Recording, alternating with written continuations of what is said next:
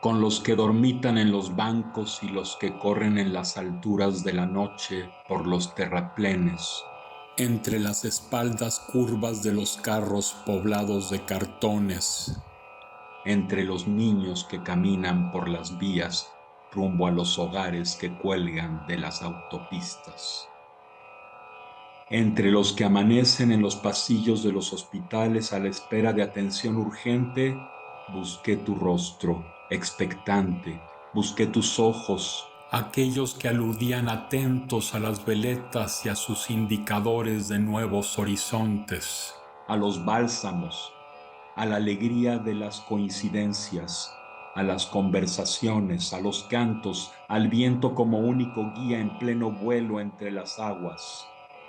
Y te encontré, esperándome, con manos en ofrenda cobijando senderos, con aromas de otoño entre las sienes, con cuencos y alimentos, con el pausado aliento del descanso, con los brillos de la risa y de la complicidad, y me encontré buscándote con el impulso de animal en celo, con el edredón de silencios y memorias, con mi regazo de placidez paciente, y te reconocí allí en el giro de tu mentón hacia el costado diestro, y me anuncia aquí que estuvimos aún en la distancia enmarañados entre redes que se empecinan en aislarnos. Llegué sin equipajes, desnuda, con un cansancio de muertes en la cerviz, sola. Estoy aquí esperándote, ligero y grácil, y que me mires y que me reconozcas solo en esta misma noche, bajo la tenue llovizna, en esta esquina, entre las sombras de una misma ciudad. Hola, soy Juan Antonio Rosado, narrador, ensayista, crítico literario, investigador independiente. Bienvenidos una vez más a Grandezas de Lilliput, un canal al que no le interesan las modas, sino los temas atemporales. Uno de ellos, la poesía. Si no te has suscrito, hazlo. Siempre habrá sorpresas. En esta ocasión he invitado a María Pugliese. María, de quien acabo de leer un poema publicado en Antología de Nadie, es poeta y ensayista. Nació en Vicente López, provincia de Buenos Aires, el 29 de mayo de 1957, de nacionalidad ítalo-argentina. Su poemario A Paso de Hombre obtuvo el premio Sigfrido Radaelli, otorgado por la Fundación Argentina para la Poesía en Buenos Aires en 1987. También obtuvo el primer premio del Certamen Internacional de Poesía por su poemario Vigías en la Noche de 2004. Desde 2015 es miembro correspondiente de la Academia de Letras de Bahía, San Salvador, Brasil. Es autora de obras como De uno y otro lado, de 1988, Viento y cenizas y otros poemas, de 1990, Sobre un puente de cañas, de 1990, Esquirlas, de 1991, Voces como furias, de 1996, el ya mencionado Vigías en la noche, de 2004, y Cripta de amor, de 2018. Entre sus ensayos menciono El desierto y la memoria, la poesía argentina en la década 1980-1990, de 1990.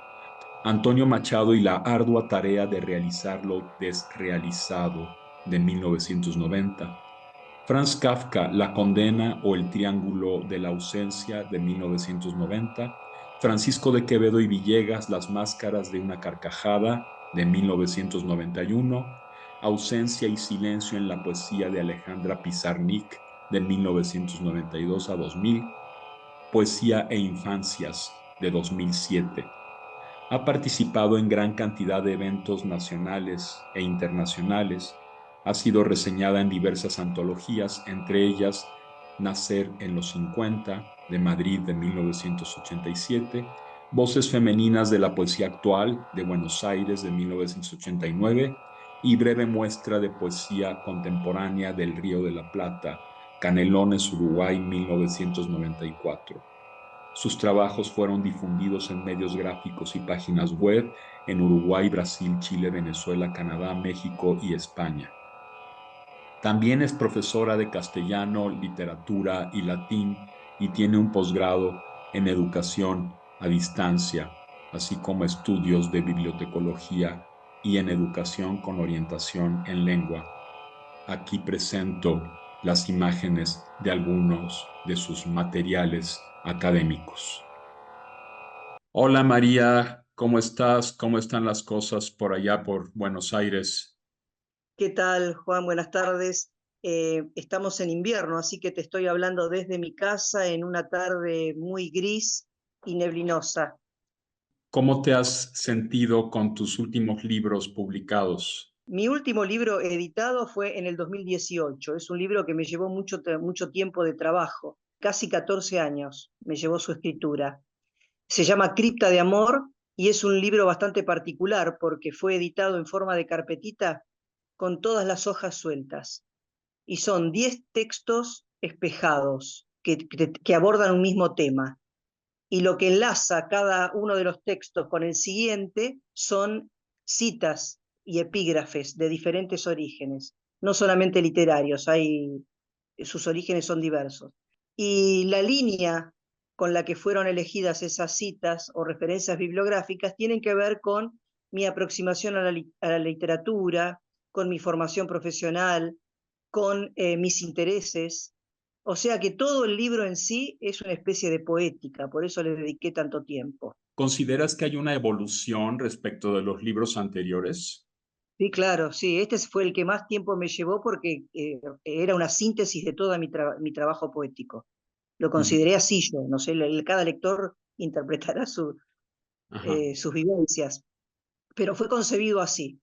Y bueno, lo edité en el 2018 a través de una editorial uruguaya. Lo presenté en Montevideo la primera vez. muy bien. Ese fue el último poemario. Y ahora estoy trabajando en dos libros al mismo tiempo, de poesía ¿Y, también. y notas muchas diferencias respecto de los libros anteriores? Vigías, por ejemplo. Sí. La diferencia más notoria, es decir, mi primer poemario se llamó De uno y otro lado. Muy Ujú, breve, muy chiquitito, y salió en el año 1988. El segundo, Esquirlas, en el 90. Y bueno, después Voces como Furias y Vigías en la Noche. Y yo ujú. diría que hay una mayor distensión en los últimos libros. Eh, el estilo es bastante similar, pero en los primeros son sintéticos, hay una gran síntesis, un gran esfuerzo por atrapar el lenguaje, viste que los poetas estamos con esa lucha por atrapar y circunscribir lo que nosotros queremos expresar en pocas palabras. Eso es lo que me pasó con De uno y otro lado. Y bueno, lo que se nota, ya basta con abrir las páginas y uno puede visualizar eso a través de cómo manejo los espacios. Hay una mayor distensión y extensión en los poemas. Ya. Y María, para ti, ¿qué es la poesía? Obviamente sabemos que es algo indefinible, no podemos Mm, dar una definición precisa de lo que es, porque también mm. lo grotesco, también lo violento, también los lados heterológicos del ser humano se pueden poetizar. Entonces, es un poco ingenuo asociarla únicamente a la belleza. La belleza es algo muy subjetivo, finalmente también. Entonces, ¿qué es exactamente? ¿Es un tratamiento especial que se le da al lenguaje, una manera distinta de percibir la realidad o qué? Yo sabía que me ibas a preguntar esto y estuve pensando eh, mi relación con la poesía. En realidad no tuve mucho tiempo de pensar qué era la poesía a lo largo de toda mi vida. porque desde muy chica me crié en un ambiente de mucha libertad, de diversidad cultural, en las afueras de Buenos Aires, en la provincia de Buenos Aires, con una población de mucha migración. Y desde chica yo tenía mucho interés por los idiomas, porque en realidad en mi casa se hablaba un italiano y tenía vecinos portugueses y no escuchaba yo el español. Recién escuché el español en la escuela primaria. Entonces, esa preparación que tenía mi oído con respecto a las palabras hizo que siempre estuviera atenta.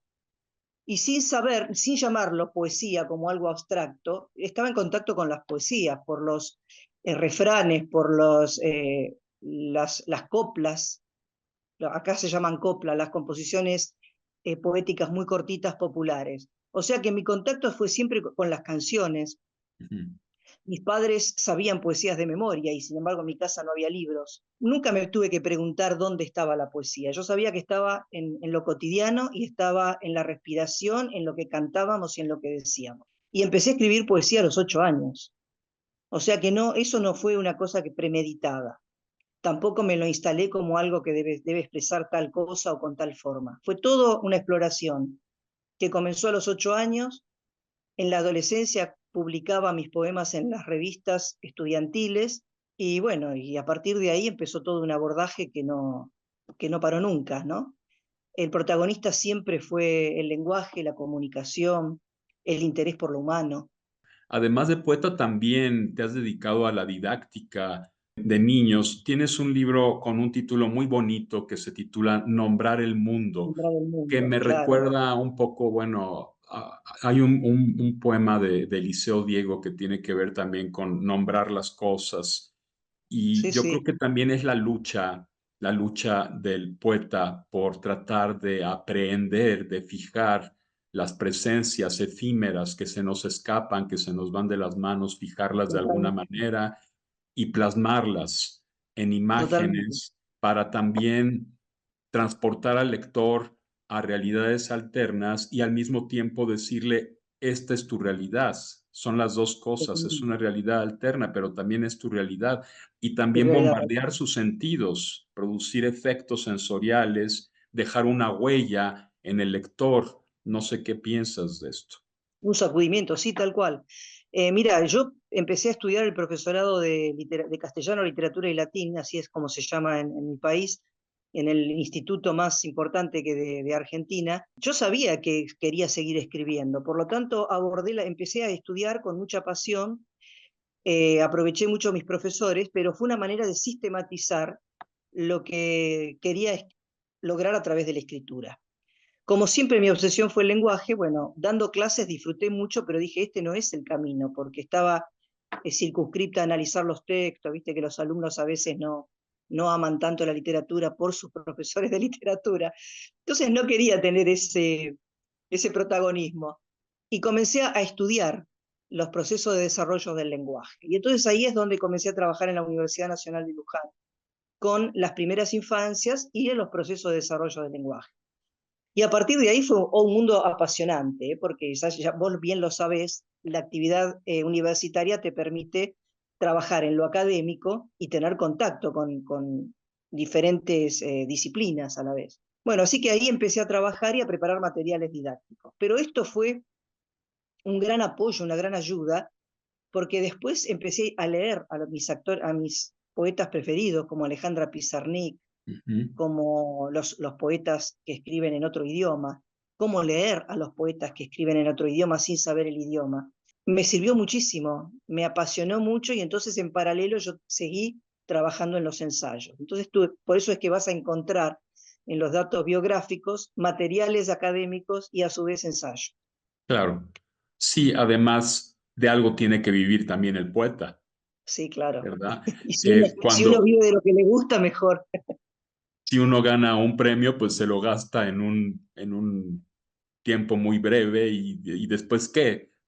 ¿De qué va a Claro. vivir? ¿De qué? Entonces No, también, premios a mí ajá, ninguno, ¿eh? sí, Premios a mí ninguno. pero es un premio haber publicado, ya Sí, publicar es un premio. totalmente. Los premios Sí, sí, literarios además son tan claro. subjetivos y Total. a veces tan amañados, porque a veces privilegian una poética Y al privilegiar totalmente, una poética, soslayan o dejan de lado las demás, que en sí, un momento dado pueden hablarnos mucho más del espíritu de nuestra época. En fin, claro, son tan subjetivos los premios literarios, yo siempre los comparo con la lotería. Es exactamente lo totalmente, mismo que jugar a claro. la lotería. Sí, vos sabés Compras que un boleto eso fue y ujú, lo que me impulsó a no participar de muy joven en los concursos. No participo, nunca participé. Solamente 2 o 3 menciones tengo, pero porque buscaba la edición detrás de esos premios, que obviamente no sucedió. Pero estoy totalmente de acuerdo con lo que vos decís, porque si de joven te dan un premio ya te están condicionando la estética. Ahí tenés que seguir con esa línea, ujú, como que no podés cortar, ¿no? sí, No así por es. obligación, sino que uno mismo se condiciona ya. Vos decís, no, si esto fue tan aceptado, tengo que seguir por este camino.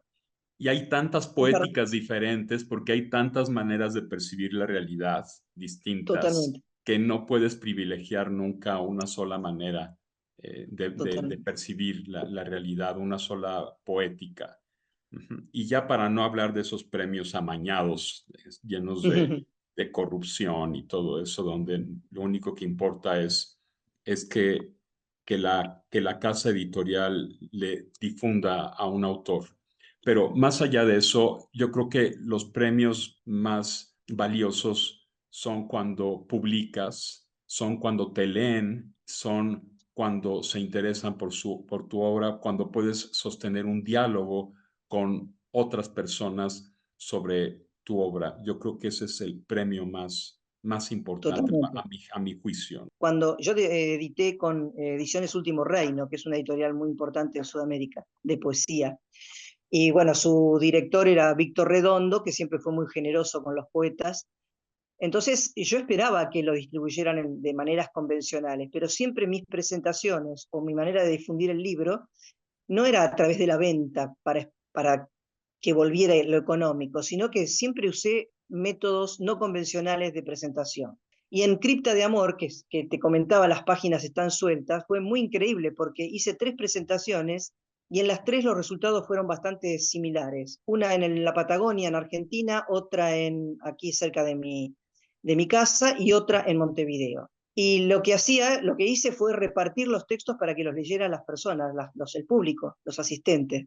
Y trataba de hacer leer en voz alta a personas de diferentes edades. Bueno, cuando tengas acceso al libro te vas a dar cuenta que el libro tiene diferentes, el eje de todo el libro es el cuerpo humano. Yo coincido totalmente contigo en esto último, porque la poesía y también las grandes novelas, los buenos cuentos, la buena literatura no solo resiste una lectura en voz alta, Una sino sola que lectura, la exactamente. literatura originalmente es un arte verbal que pasa por los oídos. Y yo creo que el invento de la escritura es un soporte para la memoria, pero en la antigüedad, Totalmente. como muy bien dice Borges, en la antigüedad no había escritores, no existían los escritores, había oradores. Eso es lo Oradores, que tal cual. había, oradores, porque memorizaban sus libros y los expresaban en voz alta para que incluso los analfabetos se los aprendieran, ¿no? Y la gente se aprendía los libros de memoria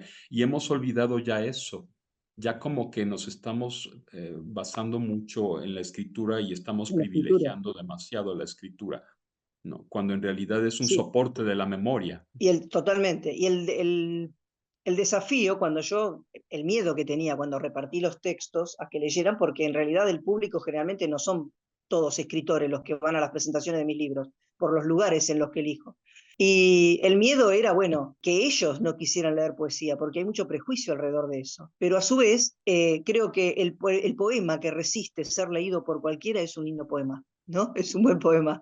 Eso fue lo que me motivó siempre. Yo creo que si la poesía de uno la puede leer cualquiera como quiera, está bien, Y me si es en parece. voz alta, mejor. No, sí, claro, en voz alta, me refiero en voz alta, sí, sí. Ah, claro, Sí, claro. sí. Claro, en silencio todos pareciera que leemos bien. También hay una poesía visual en la que también participa la imagen, un poco basada en los ideogramas chinos, tipo los Ujú. caligramas de Apolinero, los ideogramas de Tablada, o algún poeta, pienso en una Mariana, se llamaba Mariana Navarrete, que en la Nueva España escribió un poema en forma de sol, pero bueno, ahí también se lee, puede leer en voz alta y además mirar la imagen. Ya es mirar la otro imagen. fenómeno. Ujú. ¿Qué Sí, opinas sí. de la poesía visual? Yo trabajé mucho con niños, ya te habrás dado cuenta, y con los niños la poesía visual es una cosa increíble. Ellos tienen una gran facilidad para improvisar y les atrae mucho. Aunque no parezca, trabajo con la poesía visual, porque la distribución de las palabras no es convencional, no es que yo escriba en chorizo así todo de manera vertical, sino que Es lo que he distribuyo las palabras notado. Ujú. claro, Hace silencios de en ese espacio repente. en blanco Ah, hay una distribución muy especial. Cuando uno difunde los textos a través de las redes, viste que los programas te distribuyen de otra manera. Pero ujú. bueno, es un riesgo que pasamos. Sí, Pero en los textos que fueron editados sobre papel, yo mido mucho y observo mucho la distribución de las palabras. Es claro. fundamental la visualización de las palabras, inclusive con Sí. diferente tipografía. En la poesía occidental, particularmente a partir, digo, no es que no se haya hecho antes, claro que se hizo antes mucho, Ujú. pero sobre todo cobra gran importancia a partir de Mallarmé, ¿verdad? Sí, sí, El- sí. sí, un coup de dés, un golpe de dados que Sí, nunca sí. abolirá el azar, donde ya se puede leer como una partitura con los silencios que va imponiendo el autor. Sí, sí, las formas de Prévert también me gusta, Jacques Prévert. Sí, sí, sí. Sí, María, ¿podrías leernos poemas tuyos, los que tú elijas? muy bien. Voy a comenzar por leerte en este día neblinoso un poema de el poemario Vigías en la noche. Muy bien. De Vigías en la noche voy a leer, mis poemas hace mucho tiempo no tienen título, así que comienzo a leer directamente. Llueve a más no poder, un agua que se acuna entre ramas de glicinas sobre el techo metálico, una lluvia que aturde y no deja oír cómo corrí para espantarlo, en cuántos tonos repetía viva voz cada frase pausada, que no permite descifrar a solas el criptograma oculto, que pinta estelas de cometa sobre el pino, que lava sombras refractarias detrás de las persianas. Llueve a más no poder, una lluvia que canta en los umbrales un sol de violetas enlazadas. Llueve a más no poder, una lluvia ahumada que graba en los cristales. ¿Cómo pude? ¿Por qué resulta extraño? Si fue nodo de estrellas, si no está. Puedo leer otro Bien, de Vigías en la noche. ¿Cómo? bien. Sí, uno Sí. de Vigías en la noche y si quieres después otro de criptas. Claro, ahora te voy a leer otro de Vigías en la noche. Vigías en la noche se editó en el 2007 Bien. por Ediciones Último Reino. Esta danza que traza un torso sobre otro, ¿se detiene? Los cascabeles que intersectan miradas, ¿nos detienen? Cada expiración arrulla los letargos de eslabones sinuosos y una sola razón demoraría a la obediencia extrema. Mi señor, construí sobre el fuego un manto de jazmines y me cubrí los hombros con retazos de seda. Lo esperé dormitando, abrazada al cansancio y al sudor. En verdad no es mi culpa ni la suya, señor. Yo concibo la vida con amor, con entrega, y usted reconoció los artilugios tejidos de paciencia como designios neutros del azar. Hubo esfuerzo, señor, hubo labor constante, sin reclamos encontré entre residuos el resplandor de los mejores tiempos. Usted se enorgullece de lo cerrado y quieto, de lo trunco y de lo disperso. Yo, en cambio, no desisto. Un final es principio, ejecución. Excelente. Y vamos a ver si encontramos alguno de cripta. Bueno, para que se comprenda de cripta voy a leer uno de los textos espejados. Vos te vas a dar cuenta de qué estoy hablando. Entonces, hay un texto, un epígrafe y el mismo tema con otra perspectiva. De Cripta de Amor, el texto siguiente. Nadie es el otro. No importa saber qué piensa y por qué había llegado hoy allí. Toda idea fue previa. Ahora la única inquietud sitia la expresión de los labios semiabiertos. ¿Cómo saben los besos? ¿Con qué frecuencia se rozan o se alejan? ¿Cuál es el punto en que los propios rasgos desvanecen en mullidos impactos? Una tenue presión más y el encuentro de lenguas. Es el instante de un giro sinuoso e imprescindible de los cuellos, cóncavo y convexo. Acompasados, solo labios sin cuerpo, solo lenguas sin voz, solo ritmos alientados por respiros. Abrir y cerrar, hacia adelante un desfiladero de ráfagas que intentan espiarse. Como ojos, imaginan las líneas aplastadas de los rostros e intentan tomar distancia para abrir la mirada. Pero se alargan. Caer y sostener para volver a caer y sostener. Dos en la multitud. Dos aleteos de palomas sobre un cable a la espera del vuelo. Dos en un vuelo sin cielos, arrumbados, bajo techo. Persiste la inquietud por saber el sabor de los besos. Vendavales, salitre, miel de pétalos, aromas de glicinas, ajenjo. No hay sabor en los besos transmutable en esencias. Danza de ensalmos. Algo quebró y se aúna para embestir una y otra vez. ¿Quién es? ¿Quién soy? No hay sabor en los besos, y sin embargo, nada está quieto. Todo es asombro nuevo.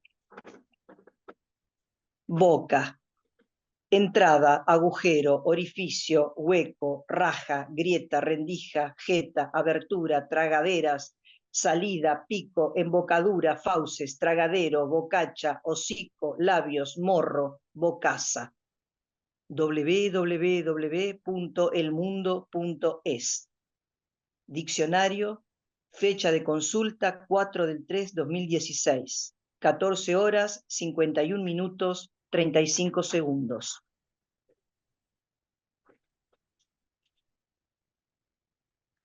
Para nada y en soledad extrema, con el único afán de profanar insignias, hubo quien ideó el primer criptograma para nada ni nadie, a ras del suelo. En este instante me ciñe por los flancos, y un suspiro amargo imanta los alientos, puja médanos con labores pacientes de intemperie y viento, bajo techo. Para nada, una sobre otra dentro de. Ciertos sabores me llegan encubiertos por las reminiscencias del recuerdo, atados a las circunstancias, a los preparativos. ¿Quién? ¿Cuándo? ¿Cómo presentaba los alimentos? Comer era una fiesta, y sentarse a la mesa en ritual habitual de palabras y risas. ¿Tienen edad los paladares? Hay días en que hasta mastico sin ganas. Es como si la saliva empastada lijara mi garganta. Y ese vacío en el estómago que debería alertar el apetito, se niega por la sed, una sed insaciable que distorsiona todos los sabores. Labios sin cuerpo, sobre piernas, que alegan algún vago estertor, se abren como fauces. ¿Cómo? No me gusta la palabra definir, porque definir es limitar, Sí, totalmente. pero no se me ocurre otra. Cómo hablarías de tu poética en general? Es como la construcción de un edificio, como la construcción de algo. Es una construcción. O sea, te estás construyendo todavía el edificio. Sí, estoy construyendo el edificio todo el tiempo. Ahora, este edificio siempre traté de que fuera de esa manera, de que yo pudiera ser un instrumento para decir lo que viven otras personas. Por lo tanto, hay poemas enteros que son trocitos de frases que yo escuché en la calle. Siempre trabajé hacia afuera, siempre viajé con los transportes públicos, todo eso fue una opción de vida, porque necesito estar con la gente. Y entonces, a veces las personas me inspiran, no solamente con palabras, sino con la postura de sus cuerpos, con sus gestos, con sus miradas, con sus olores. Por lo tanto, es una construcción interna con elementos de afuera. Tu poética podría ser una poética de lo cotidiano, en cierto sentido, Claro. Sí, o de lo sociohistórico, si también. queremos ser más complicados, claro. Sí. Ujú. ¿Por qué te hago ese comentario? Porque no es solamente la visión de lo cotidiano, lineal, ¿no es cierto? Sino que siempre va a haber un elemento que te dé, que te manifieste el contexto y el momento histórico. Fíjate vos que uno de mis poemarios se llama Esquirlas. Ajá. Y en ese poemario, que todo el mundo, inclusive el segundo poemario, que es Voces como Furia, te voy a comentar mejor de Voces como Furia. Voces como Furias, un escritor de argentino me dice, yo tomé el libro pensando que iba a ser un libro violento y me encontré con un libro de una gran ternura. Entonces, esa es la idea. Con Esquirlas sucede lo mismo. Todo el vocabulario que implemento en Esquirlas es un vocabulario que tiene origen militar, pero lo contextualizo en otro lado y se convierte en otra cosa. Y el momento en que escribí el libro era un momento de violencia institucional en mi país. Ujú. ¿El golpe militar? No, no, fue posterior al golpe militar. Fue cuando en periodo de democracia se trató de instalar otra vez un golpe. Años 80. 80 y pico, claro. Sí, Ujú. sí. Durante el Bien. gobierno de Alfonso. Sí, sí. ¿Puedes Bueno, esa es la leernos, cuestión. puedes Sí. leernos algún poema de Voces o de Esquirlas? Esquirlas son poemas muy cortitos y, bueno, voy a respetar un poquito el orden. El primer poema que voy a leer, en esta época tenían títulos. El poema que da nombre al libro es el siguiente: Esquirlas. Una mujer con un puñado de flores asomaba en lo yermo. Los puntos de colores se esquirlaban al oscuro basural. El cordón de su vientre devanaba un lugar oculto. Lo sabía, masculló a solas. Nunca llego a tiempo para enterrar mis muertos. Ujú. Otro, A contraluz se llama este. A veces la memoria se asemeja a la muerte.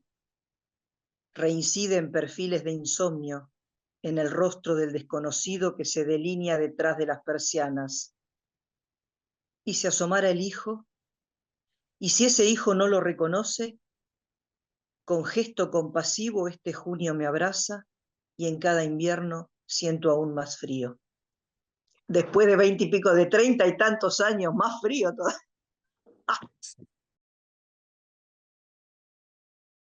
No bastan las mañanas luminosas ni las mareas altas con perfiles de luna.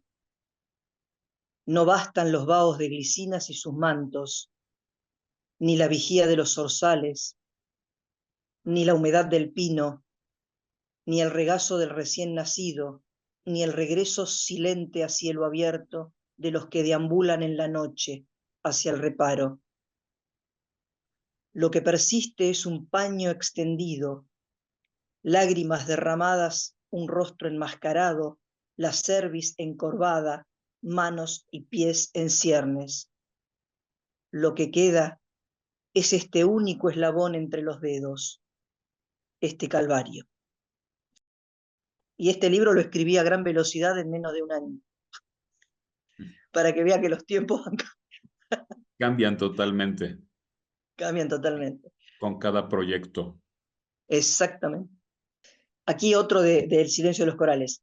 Alguien elige evitar tus ojos, no responder, desoír tu voz, anteponerse a tus huellas.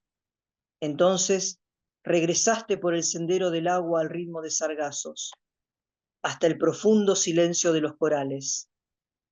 Allí tu cuerpo liviano se anidó en los arrullos de un amor, pendiente, negado, indiferente, y brota de la orilla, donde lloro y pregunto, si no fue aquí, ¿Dónde? Si no fueron las ansias de un abrazo, ¿qué? ¿Quién? En cada encuentro me respondían con su lealtad ante mi atenta mirada que ascendía desde las vitrinas polvorientas hacia cada uno de sus perfiles. Me acercaban con sus diferentes formas y colores los chirridos, las crestas y la sal del mar que no conocía. Prefieren los huecos y los mantos oscuros de los musgos, por no desperezarse a cielo abierto después del alimento de la rabiosa espuma. La presencia de los pájaros se advierte en las semillas que germinan afuera. El aroma de los geranios se anuncia en el ondeo de las hojas que el viento arrastra. El rayo de luz se anticipa a los pasos de quienes avanzan en la oscuridad con algún alimento entre los brazos. Las voces de los infantes se desentienden de las cervices humilladas que habitan bajo los puentes, aquí cerca. Se reúnen fieles a la intemperie, y un poco más allá, la súplica de los templos vacíos. María, no sé si tengas algo más que agregar. Creo que no. Más que suficiente, ¿no? Sí, sí, sí. Muy, muy bonitos, muy bellos poemas, con unas Bueno, imágenes deslumbrantes. A veces noto una negación, ¿verdad? A veces también mucha ternura, a veces mucha negación, cierto, a veces escepticismo, ¿verdad? Ante lo que nos rodea. En fin, muchas gracias, María, no. por haber Gracias por tu aceptado, interés. por Gracias haber por tu interés. aceptado esta invitación. Muchas gracias. No, gracias a vos. Y a todo el equipo, ¿no? A ustedes. Muchas gracias a ustedes.